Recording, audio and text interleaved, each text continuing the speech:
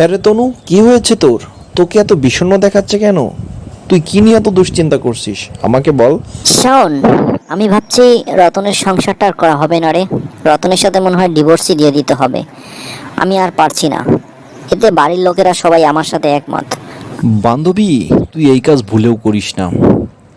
তুই তো একটা শিক্ষিত মেয়ে। তুই কি জন্য এইসব চিন্তা ভাবনা করছিস আমি তো সত্যি ভেবে পাচ্ছি না। আমি তোর কাছ থেকে কখনোই এরকমটা আশা করিনি বান্ধবী। আর শোন, তোর এখন ভালো চাকরি আছে, ফ্যামিলির লোকজন তোকে সাপোর্ট করছে। তুই এজন্য তাদের তালে তাল দিস না।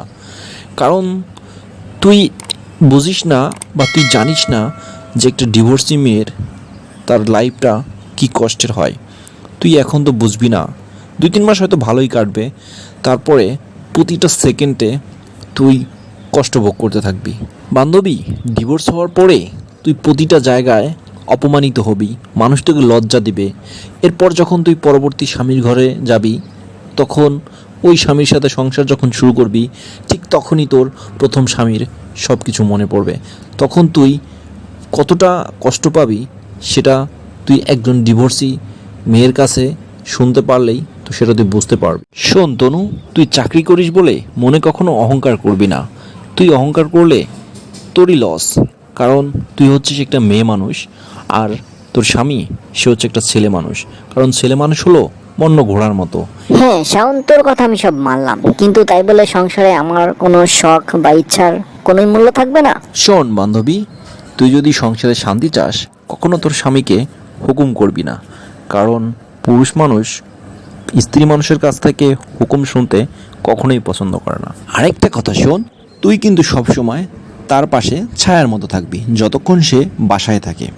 কারণ তার কখন কি দরকার হয় সেটা তুই তাকে দিবি, আর তখনই তোর প্রতি সে একটা মায়ায় পড়ে যাবে, আর তখনই তুই তার কাছ থেকে বেশি বেশি ভালোবাসা পাবি।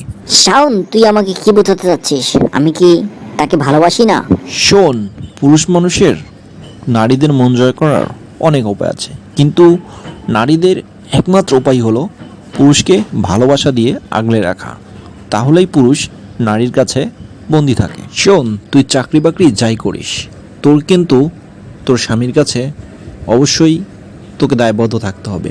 আর তুই যদি তোর এই ভালোবাসা দিয়ে তোর স্বামীর মন জয় করে নিতে পারিস, তাহলে তোর স্বামী অবশ্যই তোর কথা শুনবে। বন্ধুরে, তোর কথাগুলো তো খুব ভালো লাগলো, কিন্তু কি যে করব সত্যি আমি ভেবেই পাচ্ছি না। শোন, আর ভাবাভাবির সময় নেই। যা বাড়িতে যা, দুজনে ঝগড়াঝাটি মিটিয়ে ফেল, একসাথে মিলেমিশে সংসার কর, দেখবি তোরা অনেক সুখী হবি। এসব বাদ দে, এসব চিন্তাভাবনা মাথা থেকে একবারে ঝেড়ে ফেল।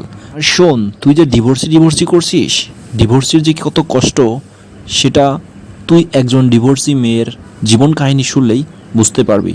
সুতরাং সব চিন্তা বাদ দিয়ে বাড়িতে গিয়ে ঝগড়া ঝামেলা মিটিয়ে মন দিয়ে সংসার কর। বন্ধু শাওন, তোকে অনেক অনেক ধন্যবাদ। সত্যি তোর কথাগুলো খুবই গুরুত্বপূর্ণ, যেটা আমার চিন্তা ভাবনা সব পাল্টে দিয়েছে।